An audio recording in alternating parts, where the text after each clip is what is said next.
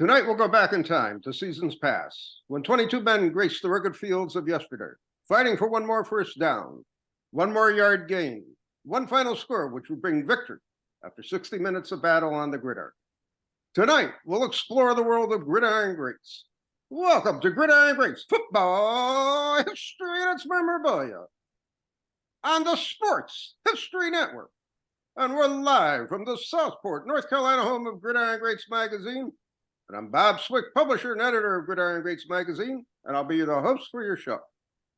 Gridiron Greats is the only publication in America that focuses upon the history and memorabilia of the North American football game since its inception in 1869. We cover 150 plus years of football history and memorabilia. And you can find us on the web at gridirongreatsmagazine.com. It is at this time I'd like to introduce my co-host.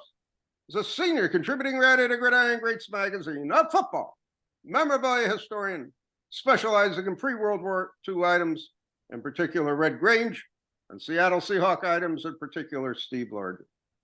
He hails from Portland, Oregon, Mr. Joe Squires. Joe, welcome to our all-new podcast. I love it. Bob, how many shows have we done? How many years have I heard you do that intro? This is the first time I've seen you do it. And I was just sitting here, just overjoyed, just laughing, just loving it, just watching you look down at your script and football. I love it. I am in the modern 21st century now. We have gone and crossed the border. We are 9 years in to the most advanced show we are ever doing. And it's our initial show on the Sports History Network, and I'd like to thank Sports History Network for getting us on and being one of the podcasts here. It's a great network, so many different shows to listen to, great podcast hosts, great guests on all levels of sports and all the different areas of sports, not just football. And I highly recommend that if you can listen to any of their podcasts, you won't be disappointed in what you hear. But we haven't been on for a few months since we're doing this changeover, and this is our initial show. So we'll probably have a few bumps in the road today, but we're going to work them over and make sure they work. It's enjoyable actually seeing our two different setups. This is just one part of the man cave up here in Southport, and I know I've heard about this stuff. I have seen a few things they've posted over the years, but it's cool to see them in your domain there, and you can call upon them and what you're looking at and so on and so forth. I just moved offices, so I still haven't quite unpacked yet. So I still have like uncut sheets and stuff on the floor. I doubt I'll show you around because I'm a little embarrassed for house guests, but I haven't. I've been down here for about 2 months. I haven't had a chance to hang stuff up, so I kind of put my favorite stuff behind me and call it a day. Believe it. Hey, it's going on 2 years. Believe it or not, we're almost here, and I'm still not unpacked with everything. I'm still going through a lot of things, and my problem, which is not really a problem, is I still need another bookcase and another display. For lack of a better term, a display area that I'm trying to think about what I'm actually going to do to set up stuff and show stuff, and also streamlining a lot of the stuff I own and what I want to highlight, so on and so forth. So it's a work. Your background makes you look very intelligent. Books. You're a learned man, Mr. Swick. That's my one and only bookcase right now, believe it or not, which is in with books and different areas of and small pieces of memorabilia that I have on display. But again, getting back, we've been off the air for several months. We're back on. We're going to be hopefully doing this weekly with a guest, and we're doing it a little differently with actually having video this time. And it should be a fun experience again, back into the swing of things. I want to start off by saying, initially, we are on press with Gridiron Greats issue number 82. Hopefully, we'll be in the mail I don't think it's going to be the end of this week, but probably the beginning of next week, our copies will be mailed out.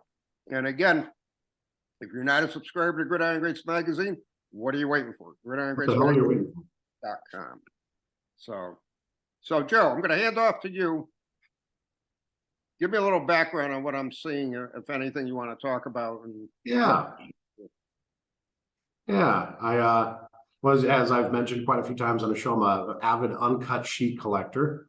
So right there is one of my favorites, 1957 Topps uncut sheet, a partial sheet. I did an article on it in Gridiron Greats probably, what, 5-6 years ago, on how the on the set basically, and hopefully made Zeke Bratkowski a household name with the 57 set.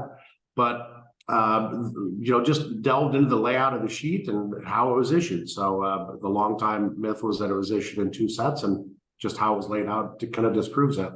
Right there, some of my wax pack collection, some of my favorites in there. I have a couple more that I haven't put in there yet, including this 52 Topps or 52 Bowman large pack. It's GAI. It's a little tough on the back, but it was probably the best example I had. It's the starts with 1 series in GAI, which is when Mike Baker was there, so it's a little more reputable. One of these days I'll send it in and get it crossed over, but until then it just kind of sits here. It'll join that later on. I bought a second case with the intent of putting them in chronological order. So just some of my favorite uncut sheets. You can see right there is a 65 Topps Tall Boy uncut or wax pack. Bob, that's in honor of you. A lot of memories with that wax pack, as you know, and some of our audience knows. That was one of the first wax packs I ever bought, along with the 65 Philly, which you graciously picked up one for me many, many years ago at the National. And we did a dinner that year, and I knew in a way it was a repack, but I know it's not uncommon for buying raw wax packs that they are resealed and they're repacked, so on and so on. That was a GAI, because I remember opening it, on releasing it from its plastic tomb for you, and you open it. I mean, and you know how those packs are collated. So I mean, it's just there's one that slid by the goalie, the GAI goalies. So, this is a Jim Thorpe. It's an artist drawing of him from a game in 1911 or 1912, and that's the lineup of the game. And then one of my favorite things right here is my 1948 Leaf. It's a partial uncut sheet. It's missing 2 cards. It's cut in half. So I have it kind of laid together in the frame so that it appears as one sheet, even though it's two partial sheets from 2 different sheets, because there was 1 card that overlapped, 1 card in each half that was the same. So that told me they're from 2 different sheets uncut. So I cut that card out of one of them so that they fit together like a jigsaw puzzle. So I'm just curious, as you're setting up and you get finished, with your office and everything, how many sheets are you going to actually frame and try to hang up? I mean, you're going to be top to bottom with sheets, or what do you think? Yeah, I usually stack them 2 to 3 high. I have all 4 1950 Bowman uncut sheets, A through D series. Those are much smaller, so I'm able to stack them, stack them on top of each other together. But generally 2 high for the normal 132 card sheets, and 2 high, one kind of and then around the horn. At my last office, I had 12 hung plus autographed, Sports Illustrated cover of Marcus Mariota, the Oregon Duck Heisman winner. Some concert tickets, some just some various football collectibles. You walk into my office, you immediately know I'm a person who collects football memorabilia. There's no doubt about it. Very cool, very cool. Yeah, and it's vintage and it's pure. It's what I to say the least. A few tchotchkes sitting here. 1976 wax pack I just bought. This is a Type 1 photo of Red Grange that I like. came with this one, which is an image from the Shotwells, where he's running behind that brick, with the brick wall in the back. So type 1 photo of him running. And then I finally picked up I'm working on my monster I've mentioned, which is a ticket stub and a program from every college game Red Grange played in. Right. And that was from October 20th, 1923. Illinois beat Iowa 9-6. Red Grange scored the sole touchdown of the game. And it's getting down to the nitty gritty. There's about 12, programs and tickets. It's just amazing to me that, and we've talked about this numerous times over the years, the rarity of older tickets and programs. And, some of it is appreciated in the hobby and some of it is just totally ignored. And I still, again, I know I'm a dinosaur in the hobby and I know I'm not, I'm not big on grading and not big on that kind of stuff, but I'm just kind of shocked how, especially publications, pre-war publications, are just ignored and they're overlooked in the hobby to a large degree. And even now, looking at a lot of 1940s, 50s, and 60s publications, they continue to be ignored, so on and so forth. It just truly amazes me. Really more. I know this is kind of interesting, but an article that Carl Lamodella wrote in Gridiron, 10, 12 years ago, where he talked about how rare some of these were. First of all, how many people attended this game in 1923? Right. How many people bothered to save a program after the game? How many of them survived fires, floods, insects in attics? How many survived just getting thrown out as people passed away and their kids came in and went, what the hell is this? Who would care about a program? And then the big thing that I always forgot about was paper drives from the war. This is 1923. I mean, 18 years later we'd be at war, with Japan and Germany, and paper drives were huge. And as he described it, the voracious vacuum of war paper drives, people, rummaging through, trying to look for any and all paper. So, I mean, if 30,000, 40,000 people attended the game, I mean, who knows how many, because this is, oh my gosh, this is Saturday, October 20th, 1923. Wow. We are October 16th. In 4 days, this program will be 100 years old, Bob. Wow. I never even thought about that. Isn't that fascinating? I just put 2 and 2 together that 1923, 100-year-old program. Think about that. Getting back to paper drives, the one thing that really amazes me is especially 1940, roughly to 1944, any actual publications that were printed at that time, I don't know how they survived, because those in many cases were recycled, for lack of a better way of explaining it, into the paper drive, and therefore they were gone completely, type of thing. Totally. So it's really amazing to see what actually survives or doesn't survive. And that's why I'm always, I chuckle when people say, I'm looking for a pristine copy of a 1940 Smith Annual. I said, I don't know how many are out there. I'm sure they're out there. But I don't know what to tell you, because I don't know, where they are, and so on and so forth, type of thing. So it's interesting to see people's perceptions, and then trying to educate them on it. It becomes challenging, to say the least. Couldn't agree more. I love it. There was an auction about a year and a half ago, where somebody inherited their great uncle's coffee table. And what they didn't know is there were drawers in the coffee table. Nobody knew. And so they opened the drawers up, and inside it were 2 pristine programs from 1920, 1930. I forget what games there were, but they're like, you won't find a more pristine. I mean, these came home from the game and they were probably put in this drawer. Yeah. So at some point, as we've talked about, you're almost agnostic to condition, just owning a piece of this.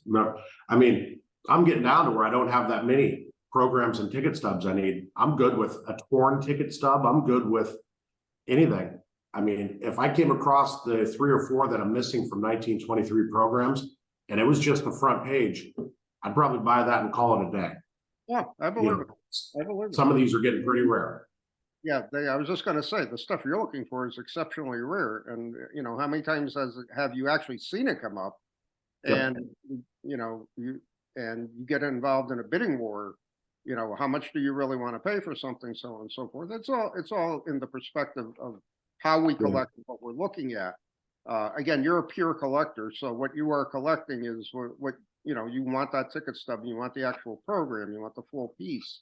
But in some cases, as we both know, we've had to settle for second, third best, just to say that we had a type of thing. And that's something to understand in our hobby. We're more interested in the history behind the item rather than the PSA 11 or 12 grade it's going to come out as, if we choose to get it graded.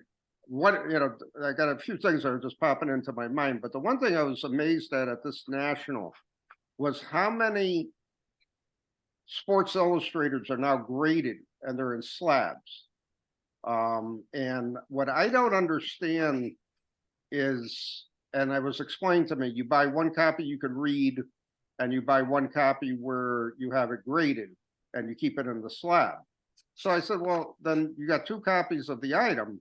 What is the point of having those two items then? Why aren't you satisfied with just the one item that you can read? But again, it's becoming more of a show thing that, you want the graded item, so on and so forth. It just defies logic to me, and again, it goes back to my dinosaur image. Why would you read and put in a slab a magazine that you're never going to read again? I mean, it doesn't make a lot of sense. But then you're supposed to have 2 copies of it, so on and so forth. Every one of these programs that I get, I take them out and I read them. And I love reading the old advertisements where it's like, an old Cadillac dealership or a suit maker, hey, have coal delivered to your house. It is so fun to read some of the old adverts, Yeah, it just amazes me. I mean, but again, you want to read the information. It's historical. I love reading older programs. They're just so fascinating to me. They're so great to read and view, and so it's just amazing. I'm going to touch base again with the uncut sheets, and your uncut sheets. I consider you an expert on uncut sheets, and let's go right now. And since we've mentioned it several times, what are the sheets you are actually looking for? Because now we got a completely different audience watching and listening to us. So, perchance, get it out there. Well, the white whale would be a 1935 Chickle, uncut sheet. I mean, obviously, I tried to piece together even how that was, how it was built. There was a Gridiron podcast we did where I got, Skybird sheets. I got, all the other sheets that Chickle put together, and found how they were put together by finding partial uncut sheets that had sold. And it was random. It was pure random. I mean, you try to go by color because like 1968 to 1968 and 69 top sheets were collated by color. So, I mean, they were, so they could put more ink in one spot, not in another. Everything else, none of the other ones, some of you'd see it by number, like in 48 leaf, it's by number. 1 through 49, 7 by 7, sheet series, series A, series B. I don't know how a 35 Chickle sheet is put together. There's no miscuts. Like I was able to put together how this 48 leaf sheet was, laid out because there's so many miscut cards. You're able to see, what the next card over was on a lot of miscuts. So even before this came up on eBay, I had an idea of how it was laid out. And then when I came across it, that validated it. Still have no idea how a 35 Chickle sheet is laid out. It would be fascinating. And it's because they talk about, one of a series of, what was it? I mean, I forget what the back of a Chickle card says, but one of a series of 130 or 100, I forget what the number is, but that they fell 1/3 short of that is, Right. was it because sales were poor? I mean, who knows? 35 Chickle sheet is obviously the white whale. A 52 Bowman large sheet would be amazing. I've only seen one uncut sheet that and I didn't see it because it went for sale in like 2002. I saw an article written on it. I spoke to the gentleman who wrote the article and asked where the sheet was, and he said he sold it in a private transaction like 2 years after he wrote the article. Yeah. I've got the article only in black and white. I've laid out how that sheet is collated. Yeah. It would be great to get an uncut, 52 large. I'll take a 52 small. I mean, heck, it's a cool sheet. Right. And then I think that'd probably be the top two. Second series of 48 leaf would be cool because there's so many rare cards on there. Then you start getting into the concrete Charlie, Charlie Bednarik, Charlie Connerly's on there. You start to get a lot of really tough cards on the second series. It's interesting, and I was collecting the 48 leaf set. I never honestly saw any second series that were better than VG condition. Yep. Had this discussion numerous times too. It's amazing to me how many mint 48 leaf high numbers came out of nowhere. Yep. It took me literally 20 years to put that set together, and I just never saw. I saw low numbers, but I never saw anything in the high. Well, think about it. The Charlie Connerly, the highest grade of that card is a PSA 7. Yep. And I think there's 2 of them. I mean, you're lucky to find it in a 6. Yep. And it's because the sheet is numbered. If you flip it over to the obverse, then it goes left to right. Okay. So if you're looking at it straight away, it's going right to left. So his sheet would be upper left. His card, Charlie Conner, would be upper left corner, which I always refer to as the pole position, because it's the one that gets guided into the rails. We don't know how they cut these. We assume they use, either a knife blade or, they had roller cutters at the time. Especially in 1948, you still were doing hand cutting paper. And the way the striations look on the 48 leaf cards, you can tell that they were probably cut using a knife cutter manually.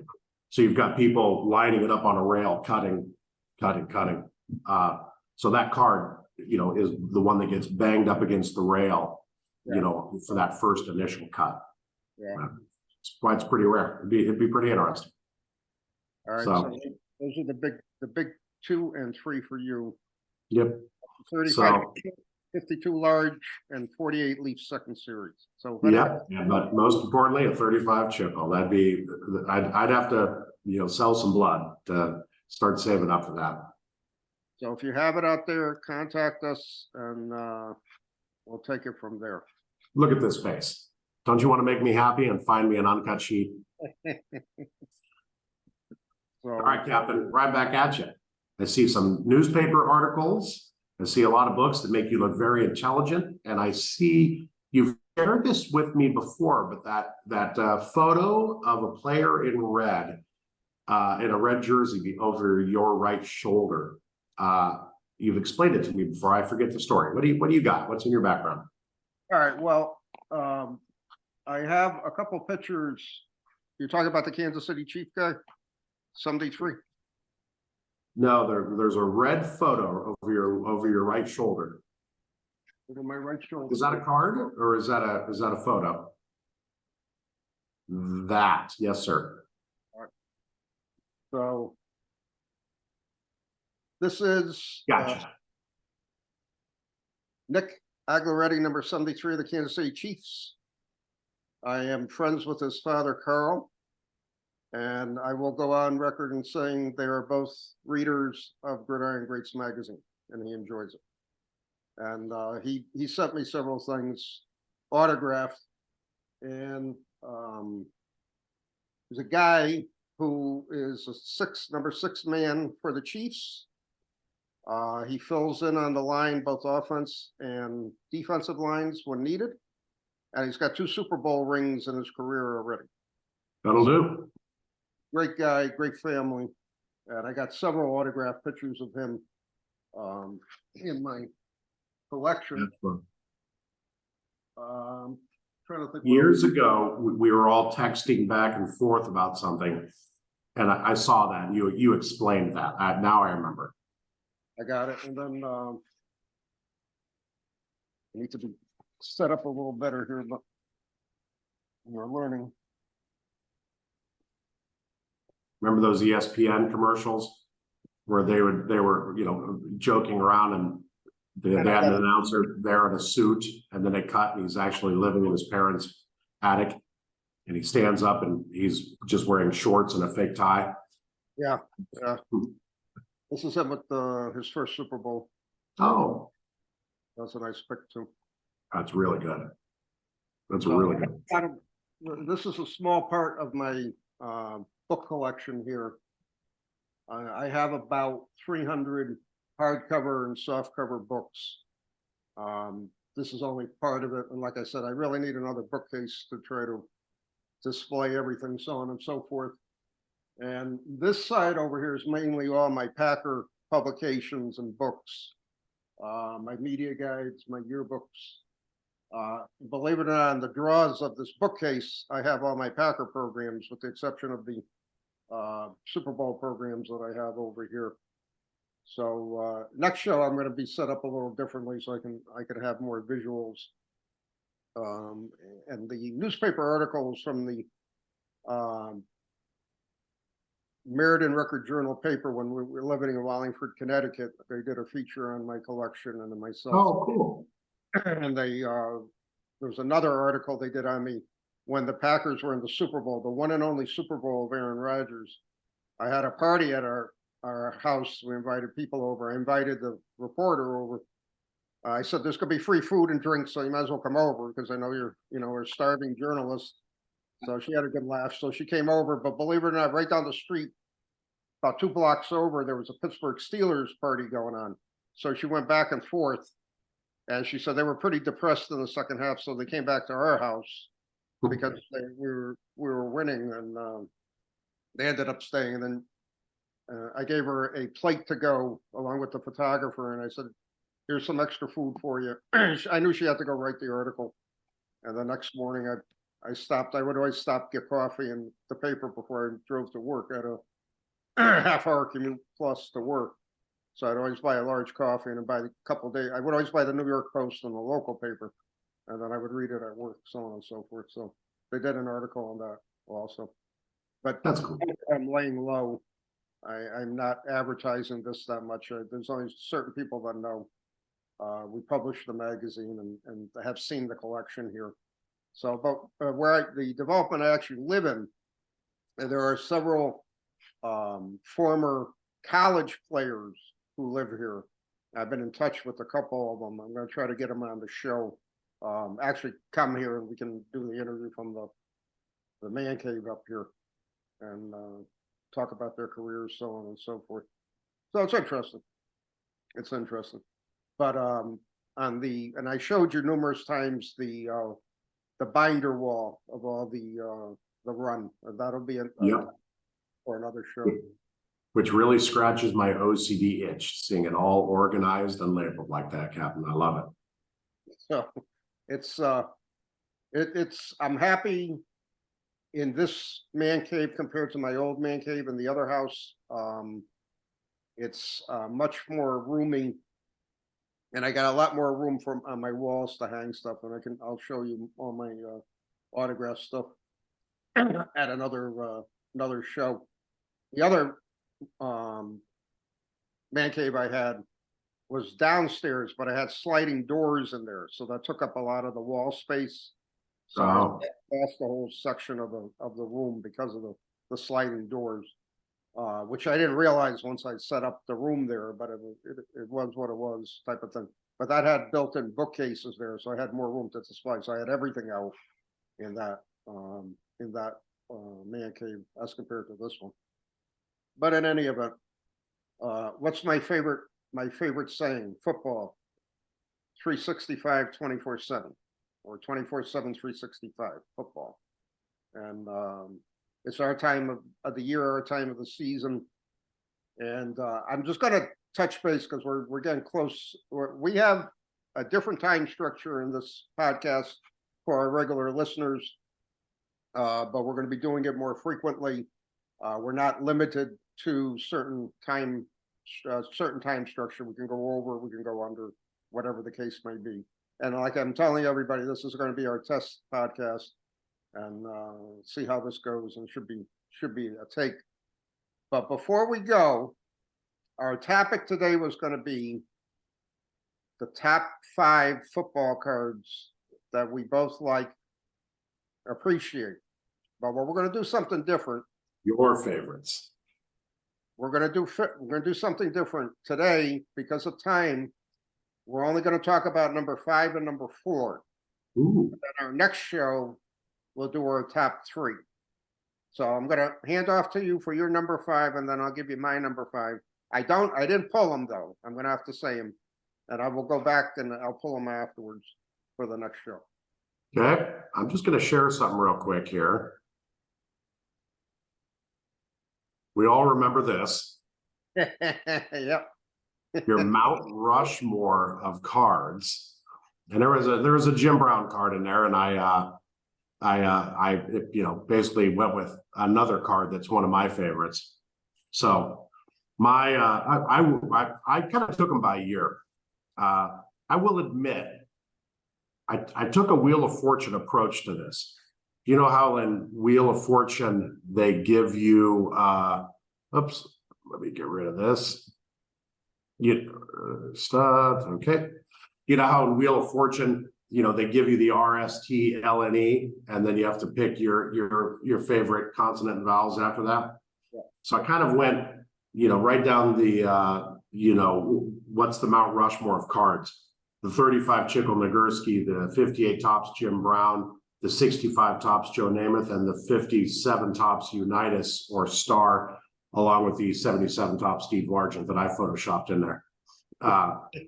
So I kind of said, I'm going to treat those as the Wheel of Fortune. And then I'm going to pick the cards that meant a lot to me. And obviously the 1977 tops number 177 Steve Largent rookie card. I brought that in at number 5 to me. That has become almost synonymous with me. It's almost become a gag, where one time I wondered how many Largent rookie cards I had. It was over 1,000, and I laid them out on my poker table. And I think I've shared this before, but I laid it out on my poker table. Hang on, let me bring this up real quick. I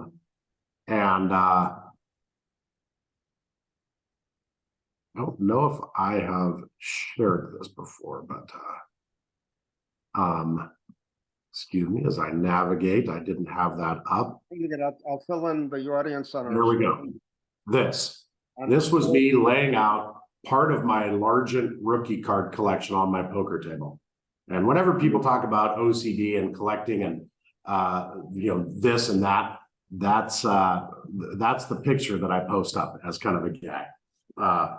So after that, my number 4, this might be a surprise to you, but a very meaningful card to me is the 1961 Fleer, card number 11, Jim Brown. Okay. I know it's odd, but 61 Fleer is one of my favorite sets. It's by far my favorite Fleer set. I really love the photos, the background on there. I mean, a lot of Franklin Field in there. And it's broken into 2 series, with series 1 being the NFL and series 2 being the AFL. The Jim Brown rookie card is incredibly hard to find.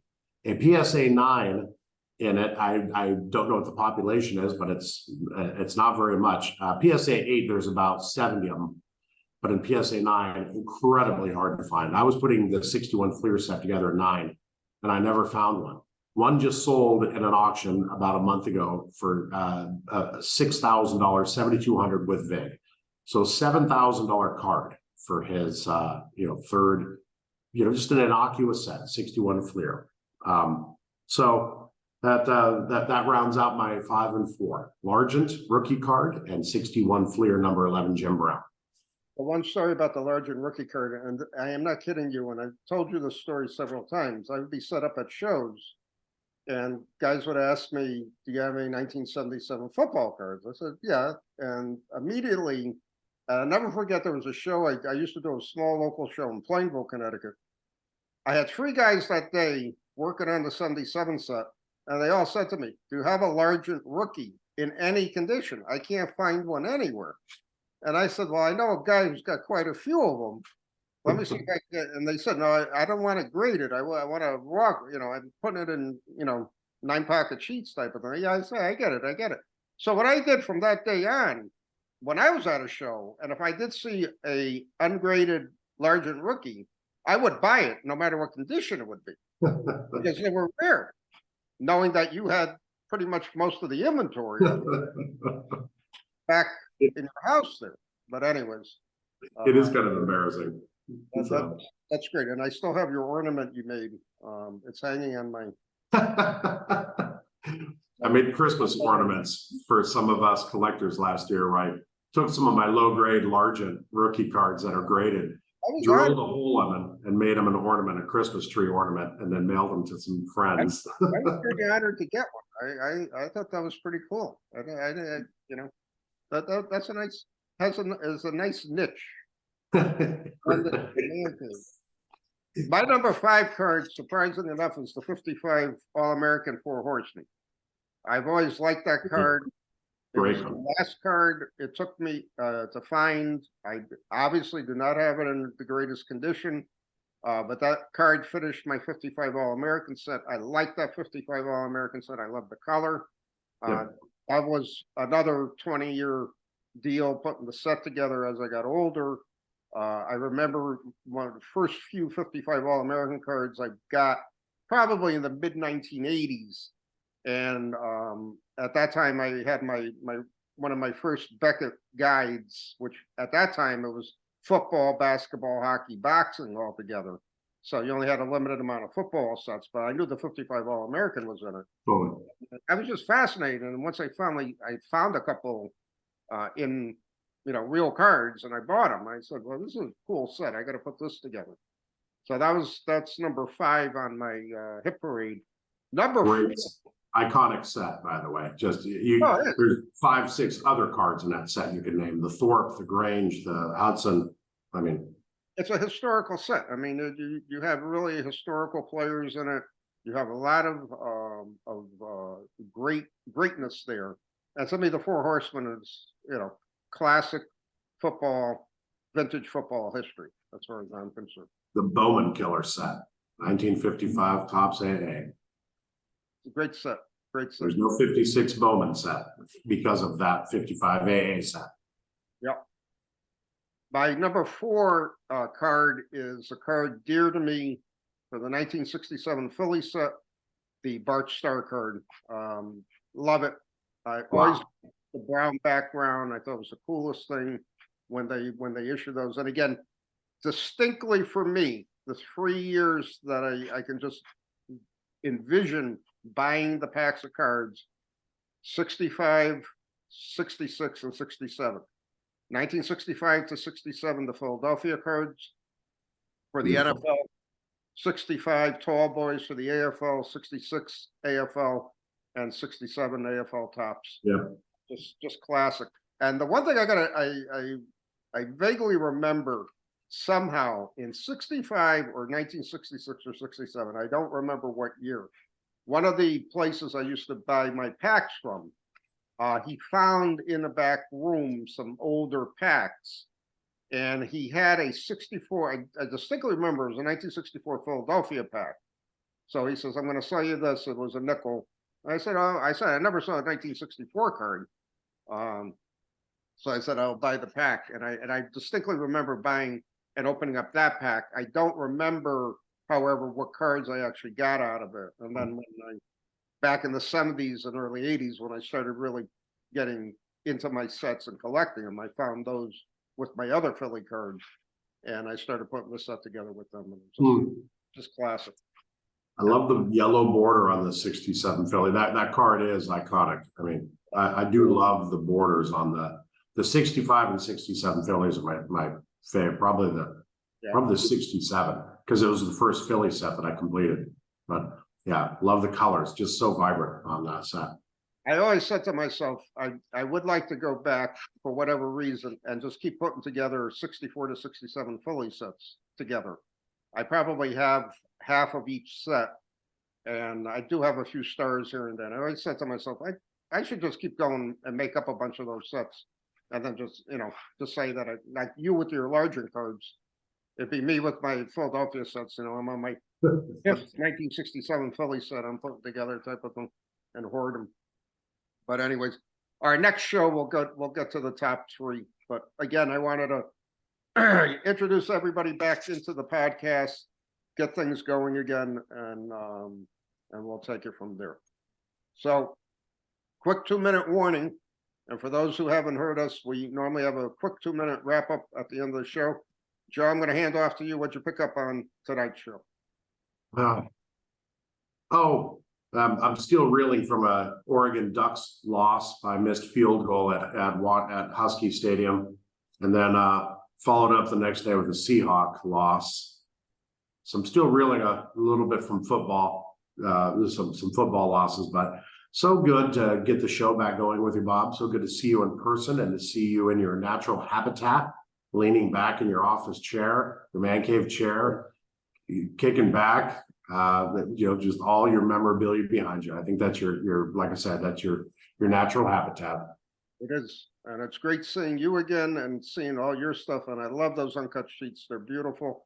I'm not reeling from anything because the Packers didn't play this week, so they didn't have a chance to lose one way or the other. I did see a couple painful games yesterday. One being the Panthers and the Dolphins, because I watched the Panthers are on every game down here, and that was just a brutal game to watch. And then I found great interest in the Eagles-Jets game, seeing the Jets pull that off and actually win the game. I thought that was wow. Yeah, the last two undefeated teams went down.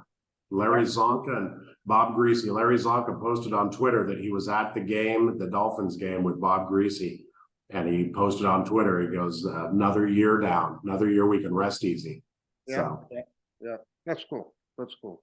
And I did catch the highlights of the Browns San Francisco game, and that was amazing how he shanked it at the end. He could have won the game, and that's it. On any given Sunday, you never know. Any given Sunday, indeed. Yep. You never know what will happen. All right, so that's a wrap. And thanks for watching, and we'll be back next week. Joe, take it easy. I'll see you next week. You too, Cap. Thank you. Okay.